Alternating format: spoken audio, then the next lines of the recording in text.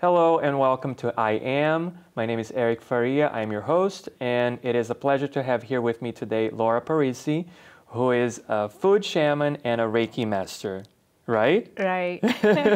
Thank you for being here, Laura. Thank you, Eric. Yes. Yes, thank you for having me. Oh, my pleasure. So I would like to start by talking a little bit about your background.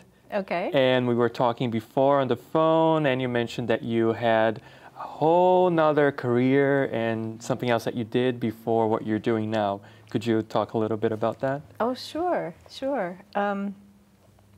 I was a clothing designer for 20 years before having another career. And so it started, I was working in New York in the fashion business, doing something that I loved, working with clothing, color, design, all of it. And then this beautiful, magical moment happened when I became pregnant with our daughter. Oh. And the decision that we made as a couple was, one of us was going to stay home with our daughter, Nicola. We didn't know we were having a girl at the time. But the time that I was pregnant and then afterward, there were these realizations that were coming to me, which was what an incredible undertaking. Not undertaking, but there's this soul that's living inside. Yeah, another human being. Another human being, exactly. And the food that she's getting or that he's getting, I immediately just started to think along those lines, like, okay, this is really important. And not only just the food that I'm eating, but also the thoughts that I'm thinking and how I'm living my life. And so that was a turning point. Nicola was really a turning point for me and for us, for our family. So that's when you decided to think more about what you were feeding yourself and, in this case, your child. Right, exactly. So was it a natural progression, a natural change from being a fashion designer to working with food? Not so natural. Well, I shouldn't say it that way, because I think what carried over for me was the whole, it was such a creative process and such a beautiful process that maybe, yes, it is natural, because when you go back to the basics of things, there's a few things that can stand in your way maybe, but the transition, becoming a mother for the first time, that was a huge transition. And my husband and I lived in New York City, and we lived in a third floor walk-up, and we were, we'd after Nicola was born, we'd pop her in a backpack and we'd walk up and down 3 flights of stairs. We'd go down to the Union Square market, the big market, and we would buy all kinds of fruits and vegetables, and I would come home, and in our little kitchenette in New York, I would start making baby food and like steaming the vegetables, and so it just kept on going from there. Like I just knew that there was another way, that there's just another connection to food. And so I started in that way, but also realized that it's not just the food on your plate, it's also the love that you bring to what you're doing. Yeah. So. And this was like before, I'm assuming, the whole trend of like organic and farm to table was really... it was like backpack to kid to steaming vegetables, and there were no books really. I think there might have been one book. I think it was called What to Expect When You're Expecting. Yeah, that's like a classic one. Yeah, I've heard of that one. Like 30 years ago. Well, it's been around, I think, for even longer than that, that book. Yes. But I'm grateful for that book. It started, it launched a lot of thoughts, Yeah. So would you say that your relationship with food nowadays, what is your relationship to it nowadays? How do you think of food in the sense that perhaps it's more than just nutrition? Well, how can I answer? It's a great question. Oh, thank you. I think it's a process to understand it, first of all.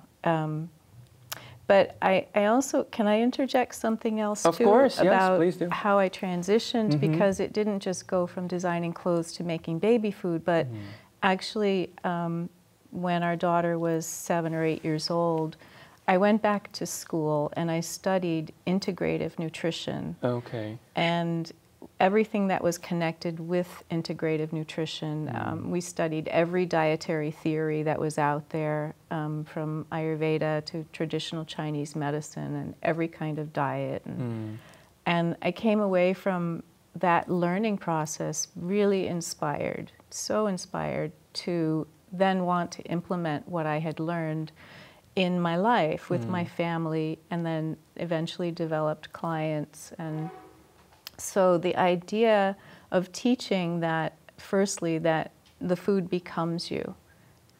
The food on your plate becomes you, becomes your blood, your cells, your tissues, your organs. Indeed. Your brain is an organ, it becomes your thoughts. Wow. And so that was I never thought of it that way, but yes. No. Yeah, yeah. Most people don't. Yeah, it's true. And food is energy. Food is energy. We're made of energy.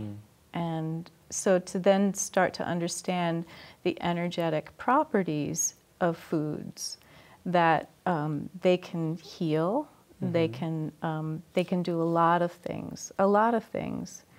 The biggest challenge was to find the willingness to make changes. And what I realized was a lot of people are very rooted in their habits and what they like to eat. And intellectually, they might understand what they should be doing. Yeah.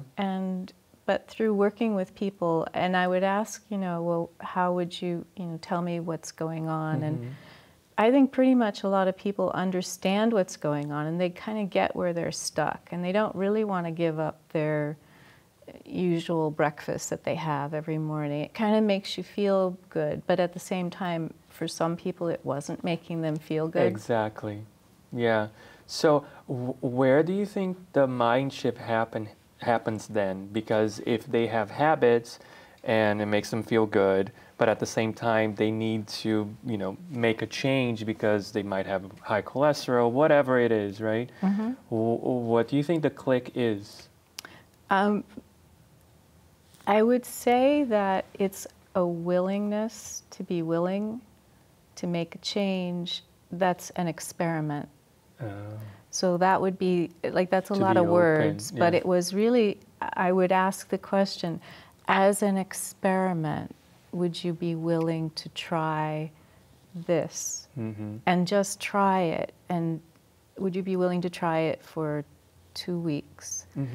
And I think most people, realizing that they don't have to give something up, they'd be willing to try it. I remember when I first graduated and became a holistic health coach. And I remember my family saying, okay, you can do what you want to do, but don't touch our food. And so it was like, okay, this is going to be interesting. How's this going to work? But I got what they were saying, and knowing me and my personality, I wanted to, I had just learned all of these things. It was so exciting. I wanted to change the world. Yeah, of course. Without realizing how domineering, and you can't do for someone else. It's a process. So. And also the same awakening, quote unquote, that you were having with food, they were not going through that. You were the one doing the studies and, putting in the time. Right. Yeah. Yeah. Yeah. But I think over time, when I backed off a little bit and just became more understanding, then I could introduce some new foods to the family, and they could participate in it. So I was actually making a lot of different kinds of foods and just offering it as an idea. But I remember something that was really fun to do with our daughter when she was maybe 8 or 9 years old. Prior to that, she was really into eating white food, so bagels with cream cheese and pasta with butter, and so I introduced the idea, though, of color. And I think that was something that really appealed to her. whether it was colorful plates or let's just make the food on your plate the most colorful it can be. Right. And it definitely appealed to the artist in her. Nice. And then I tried to say, okay, let's turn the whole thing upside down. Like this food pyramid business, let's forget about it because it's indoctrinating you into thinking a certain way. Let's do dinner for breakfast. Let's do something different. So she would get up in the morning and come down, and there would be, I would have made you know, meatballs and broccoli the night before. She'd have meatballs and broccoli for breakfast. For breakfast, yeah. And then she'd go off to school. And I remember talking to a group of women once who were concerned about the same, like they wanted to feed their children well. And this one woman said, you know, all he wants to have for breakfast is a tuna fish sandwich. How can he have a tuna fish sandwich? He should have something different. Like, what do you think he should have? And I said, I think you should let him have the tuna fish sandwich. Wow. I mean... Yeah. It's so simple, but it might seem like radical, right? But yeah, I totally get what you're saying. Yeah. I don't know. I think we should empower people around food. And I think we take their power away often. When we force them to eat something. Yes. Yeah. And also just, you know, it's, I don't know, there's a, I'm not quite sure what I'm going to say next. Ask me another question. Okay, so this is actually a perfect time to take a little break. Okay. And we'll be back, and then I will ask you lots of new questions. Okay. Okay? Yeah. So for everybody watching, stick with us. We'll be back after this break. And welcome back to I Am. Once again, I'm Eric Faria, and I'm here with Laura Parisi. So I'm just going to jump right in. So Laura, you have a book coming out, right? A cookbook. A cookbook. Correct? So yes. Tell me a little bit about the project, why you wanted to do a cookbook. Yes. So the book is called Heritage, Celebrating Family Recipes. And I think one of the most exciting things for me is that I'm writing it with my daughter, Nicola. Nice. Yeah. The one who was given the baby food, the homemade baby food. But and instrumental in your change. Completely. Right? Yeah. Yeah. She was there for all of it, for every single bit of it. From the beginning. And so the reason for doing it was, again, just going back, I feel like there's a whole other way of putting a message out there about food and its healing properties, what it can and can't do for us. It's a cookbook that comes from a place of love. And it's the recipes that Nicola grew up with. Some of the recipes were handed down from my husband's side of the family, some from my side, very little from my side because my mother didn't like to cook at all. Okay. And but it's a coming together of those recipes. Some of the recipes are the ones that I've developed myself. And I already mentioned, I think there's a consciousness about food. And I guess I'm still, I'm fumbling on my words a little bit because there's so much that I want to say about it.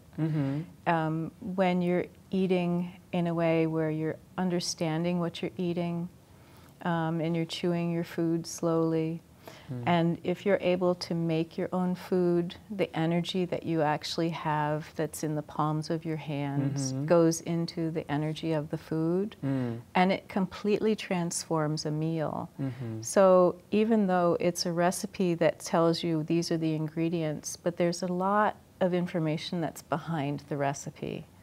And I'm excited for people to experience it, to be honest with you. Of course, of course. Yeah. And it comes out next year, right? 2019. Next year, yes. right, 2019. So my daughter is a photographer and a food photographer. So she's been doing all the photos, and I've been doing the cooking and food styling, and it's a family project. That's so cool that you get to experience with your daughter now as an adult, right? Exactly. With her as an adult. That's amazing. So My next question was along the lines of, as you were talking about when you are able to make your own food and, you know, conscious of what you're putting into your body.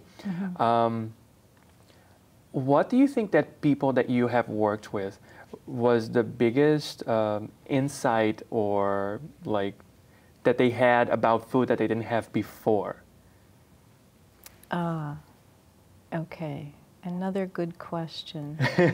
Because the aha moment can come for people in many different ways. Yeah, I bet, yeah. And I think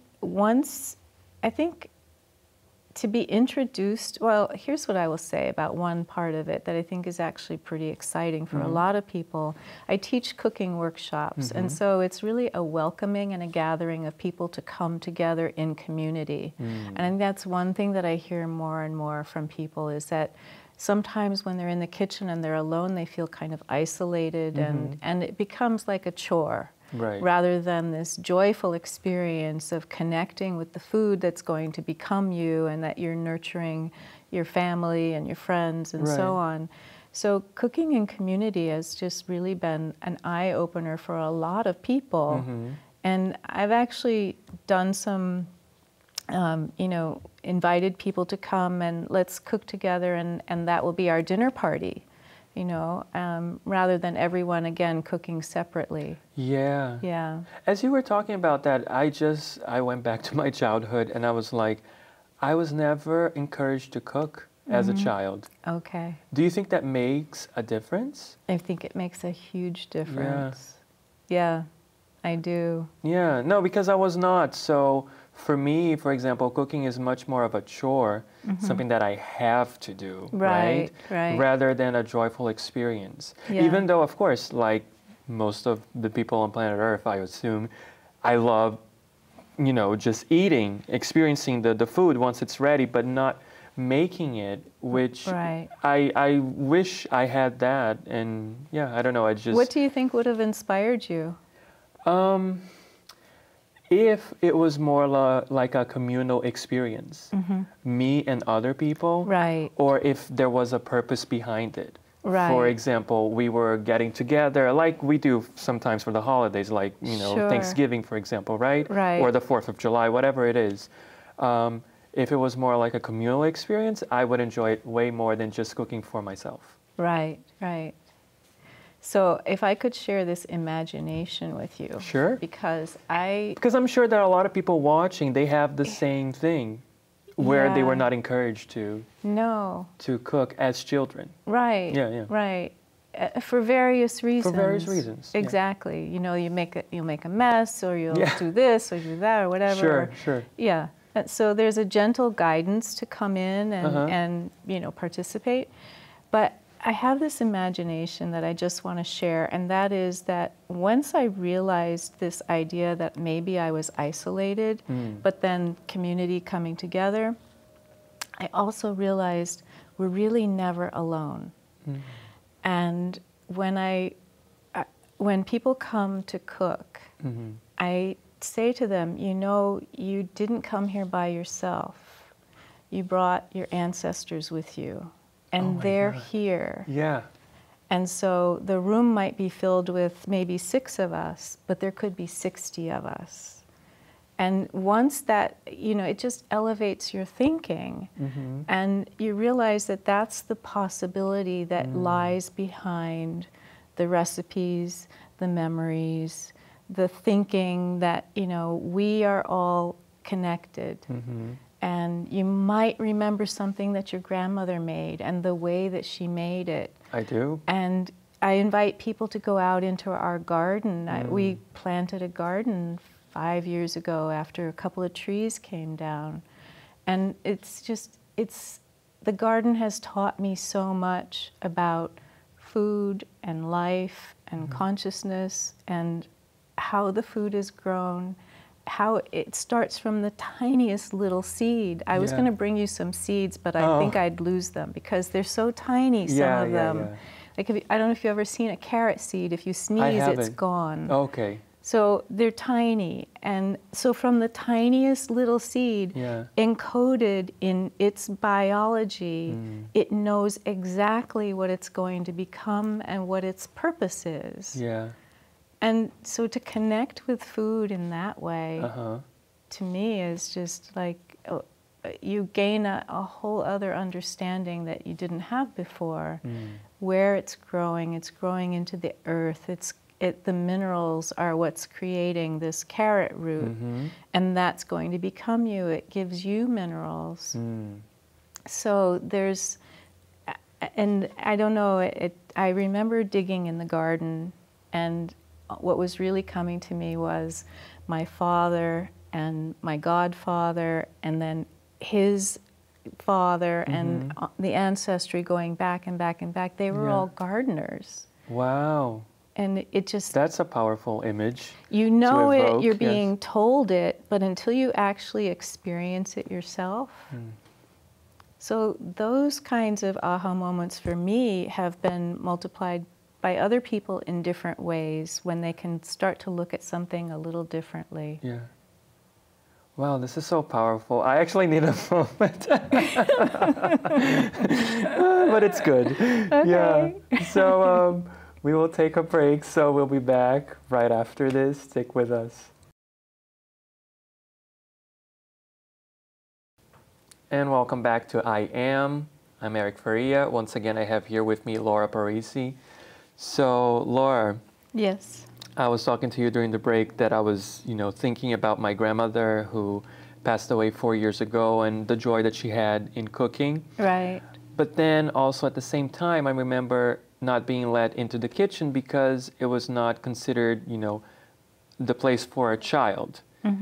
But also being Brazilian, which is a very macho culture and the gender roles are very defined, kitchen was also considered a place for the women. Right. But then I also mentioned that in the world, like in restaurants, if you think about renowned chefs, most of them, like overwhelmingly, are male. So what do you think about the gender roles when it comes to cooking? Do you think that it should apply? Do you think it doesn't apply? Why do you think it is still very segmented even to this day, even though there are women coming along and being chefs, for example? So if I understand, it's a good question. It's got a lot of dimension to it. Sorry, it was like 5 questions in one. That's why I was trying to figure out which part am I going to answer first. Yeah, whatever relates to you the best. But where I'd like to go with it, actually, when you're talking about the male and female gender roles in relationship to cooking, and and food in general, right? Food in general, but also the masculine and the feminine in relationship to nurturing. So that's something that resonates for me as you're speaking about it, because I think the nurturing roles have always been, given over to the side of the feminine. Yes. And we know that if we look at it in a very dogmatic way like that, male and female, we're really... That's like looking at it from the opposites. But within each individual, there's a male and female side. And I think when you get both combined together, the essence of that is translated into the most beautiful, exquisite kind of food. So it may not be the food that you prepare as cooking, but it could be the nurturance of an understanding around how you eat and how you live. In my house growing up, I think I might have mentioned that my mother didn't cook. She actually really didn't like to cook at all.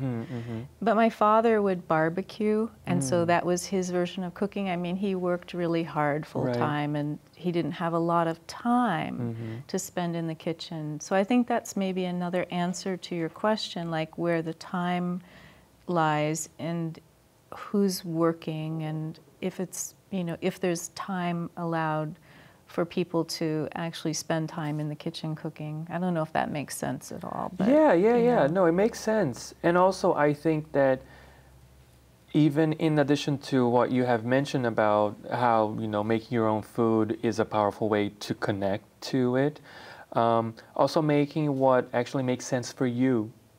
Because people have, different schedules, busy lives.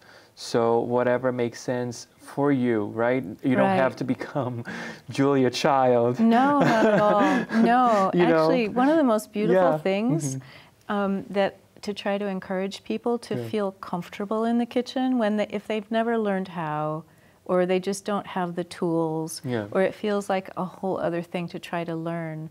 I mean, you could put a sweet potato in the oven and bake it, you know, and it's just, and then I think the most rewarding thing is when you actually have made something yourself, and then you eat it and you say, oh my God, this is amazing. I made it and it tastes good. It doesn't have to have 29 ingredients. It doesn't have to be like fancy, and it doesn't have to follow a diet that, that's a whole other topic in and of itself, because we're so inundated with different diets and how to eat and the best way to eat. And you should eat this and you should eat that. Don't eat, at this time of day, at that time of day. And I just feel like we should have a reverence for what we're doing. And I was talking earlier with it is beautiful to meet your mom. And we were talking about how to go about, I was sharing with her that the energy that you bring to the food that you're making, and that's what people are eating. And I said, to check in with yourself, because if you've had a really, really bad day, and you're really stressed and it's just not anxious, working, it's not that's going to go into the food. So true. You might even burn yourself, or It's just it's an energetic thing. Right. But if you can separate from it, just take 5 minutes. Go be outside, breathe, do a little meditation, light a candle, put on music that you really like. Set the, give yourself the mood, environment and the tone, and then, just see what comes, see what comes of it. I mean, that's the fun part. That's the fun part, It is the fun part. I mean, I've done that a few times, and ended up with food that just really didn't taste good at all. And like my husband would say, okay, let's go get the peanut butter. So, it's just, you have to be willing to just say, okay, that didn't work, but, I learned from it. It was an experiment. And failure, quote unquote, in that sense is just part of, it's part of growing. Of growing, and part of the success to actually getting to the recipe that eventually becomes great. Right? Yeah, that's what this cookbook is all about. It's recipes that we've been working on for a long time. There's no jars of peanut butter in it, but it's okay. And I'm sure you failed a bunch of times making them, right? Until you got it right. Yeah, but again, I love my mom dearly, so this is no, No, I get it, I grew up with the sound of a knife scraping the toast in the morning because it was burnt, and then you put the butter on it. My husband grew up with his family's in the restaurant business. Oh, there you go. And they delivered fresh bread, and they had Italian toast, and it was completely different. So when I first went to visit his home, I said, "Don't you guys scrape the bread?" Because that's what I thought you did. Because for you, it was like the childhood memory. Right. So we're coming to an end. Okay. I know, it went by so fast, right? It did. So before we go, is there anything that you would like for people to seek out in relation to food? I always ask people, a book. I know your book is not out yet, but definitely once the book is out, go check it out, and we will put your information so people can contact you. Okay. But is there anything else that you would like people to seek out? Maybe a book or a movie or a series, a documentary about food, or something that inspires you, or that you saw or read and was There's too many. Too many? I think so. But okay, so maybe so they can think differently about their relationship to food. Yeah. Yeah. There's I think a few too many books to list. A Life of Balance by Maya Tiwari is a beautiful book. It's more about food philosophy and how. So I don't know if it's currently in print or not. That's just one book.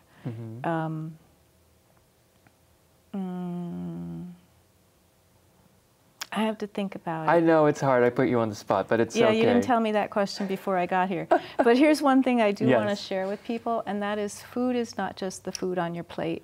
It's not just the recipe in the cookbook. Food is this. Food is relationship and career and connection and community and, you know, spirituality and walks in nature and taking care of yourself in different ways, you know. It's like, there's a lot of different things about food. It's not just the food on your plate. Yeah, no, I totally get it. So my final question is, since the title of the show is I Am. Yes. If you could finish that sentence, I am. I am that I am. I love it. I know. We're so many things, right? I know. We are so many things. Yeah. If you could you could put anything after that. I am grateful. I am. Yeah. I'm happy to be here. Oh, thank you. Yeah. And I am that I am. Yeah. Right? Thank you so Eric. much, Laura, for being here on the show. Thank you. Would love to have you back once the book is published, and we can talk about it, show it to the audience. And then I have to show you how plants can sing, too. Oh, yes. That's for the next one, then. Okay. Yeah. So for the next show. So for everybody watching, thank you so much. We will be back next week with a new episode of I Am. I'll see you then.